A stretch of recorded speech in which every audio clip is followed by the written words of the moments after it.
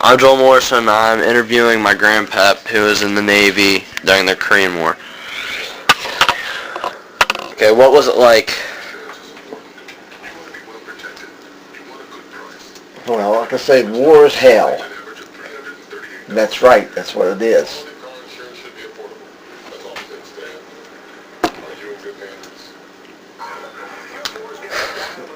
It's fought in very rugged and cold weather.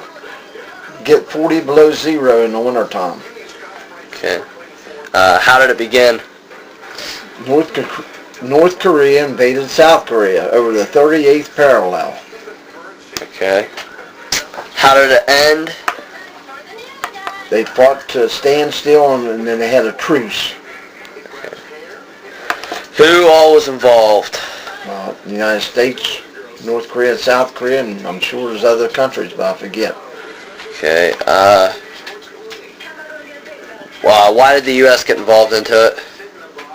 To fight communism, the spread of communism. Do you remember any media? Like any newspapers or magazines, anything that the media had said about the war? Just give the war, how many people was killed and what battles were fought. They had names for different battles. Okay, how did it affect the United States, like citizens and family members? Well, it affected them on account of so many military people killed. I think there was 53,000 killed during the Korean War. Why was it named the Korean War? Because it was between the North Korea and South Korea, which was communism and free South Korea. And North Korea was communism. Yes. What was it like before the war? With communism? What was it like before in the world altogether? Well, communism is trying to take over the world. And then North Korea got involved.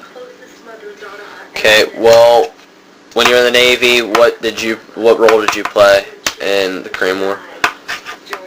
I wasn't in the Korean War I was in the Navy, but I had no fighting. I was in no battles. Well, after the Korean War, when you had to go around that region. We just patrolled off of North Korea and off of Korea.